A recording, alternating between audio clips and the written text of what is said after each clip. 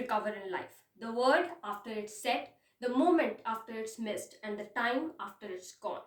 Hello everyone, welcome to Yes Classes. In this video, I'm not going to tell you the story of the last lesson. Instead, I'm going to give you some secret points through which you can make your every answer from this chapter worth full marks. So let's get started. So before we discuss some important and secret points which you can use in your answers, let us discuss the theme or main idea of this chapter. This chapter is based on linguistic chauvinism. Linguistic chauvinism means language superiority, or when you consider your own language superior to some other's language.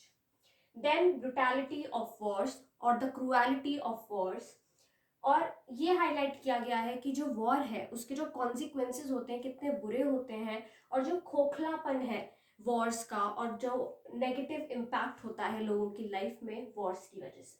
And then procrastination या फिर delaying things and delaying our work, इन themes पर ये chapter based है.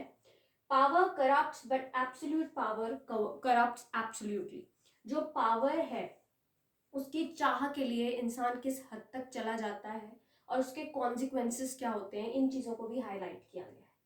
Then there is this irony of being Frenchman but not being able to speak और write their own language, जो कि mister हैमिल ने अपने स्टूडेंट्स को ये बात बताई थी कि किस तरीके से फ्रेंचमैन होने के बाद भी हमें अगर फ्रेंच नहीं बोलनी आएगी तो they would be mocked by Germans.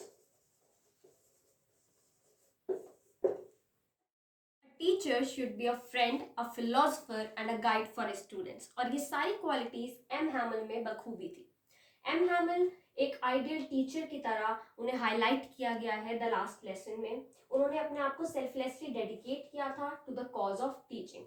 Also उन्होंने एक इमोशनली चार्ज लेसन प्रोवाइड किया था अपने स्टूडेंट्स को, in which he wanted to put all of what he knew in one stroke to his students.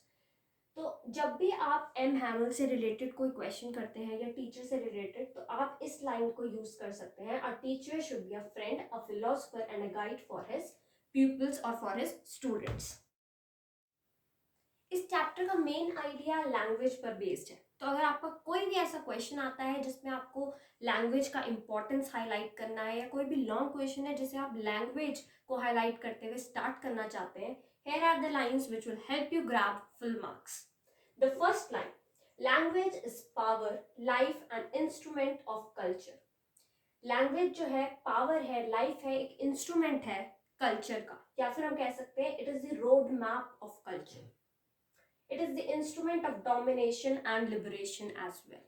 In lines को आप अपने हिसाब से मॉडिफाई करके यूज कर सकते हैं, या फिर कुछ सिर्फ इतना आप लिख सकते हैं, language is the road map of culture.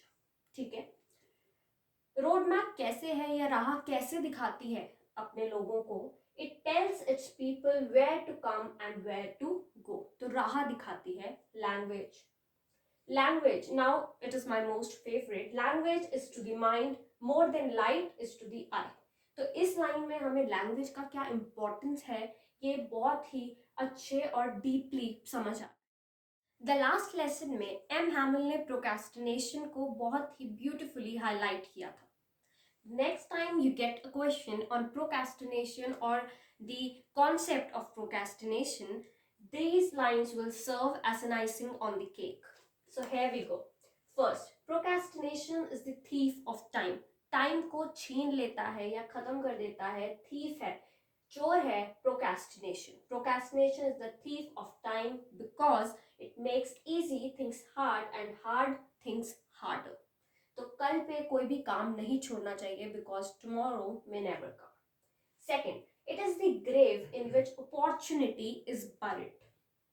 Begin while others are just procrastinating things and work while others are just wishing. इस लाइन के थ्रू आप अपने इस चैप्टर की कोई भी लॉन्ग क्वेश्चन को स्टार्ट कर सकते हैं. Have a look. Given a choice, man would like to master everything on earth, maybe even God. तो जो पावर की चाह होती है उसे हाईलाइट किया गया है. एंड मेक देम हम हिज ओन ट्यून.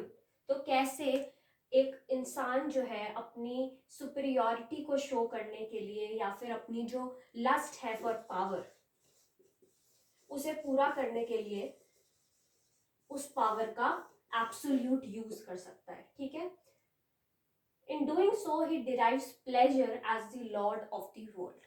तो ये जो चैप्टर है द लास्ट लेसन, इसका अ काइंड ऑफ नटशेल की तरह या सार की तरह ये लाइंस काम करती हैं। तो आप इसे लॉन्ग क्वेश्चन की स्टार्टिंग में या एंडिंग में यूज कर सकते हैं।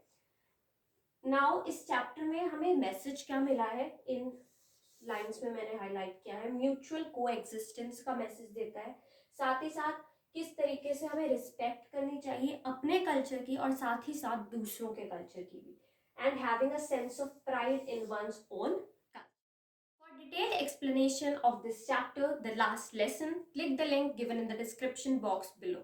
I hope you liked the video. Thank you so much for watching the video. Like, comment and subscribe the channel for more interesting videos. Till then, take care and stay safe.